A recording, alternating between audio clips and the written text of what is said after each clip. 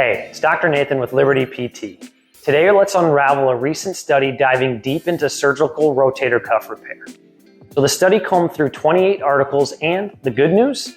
Surgical repair proved effective in improving pain, function, and overall quality of life at 10 years post-op.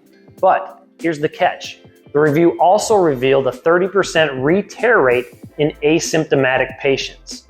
Yep, you heard it right.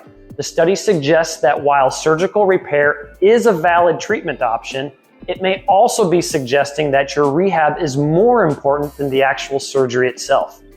What else could account for the re-tear rate, yet remaining pain-free? I suggest surgery is oftentimes an input that forces people to be patient and compliant with rehab, and eventually even gain some mental confidence knowing that their shoulder is fixed, or so we thought. Now, as always, research is enlightening, but your situation is unique.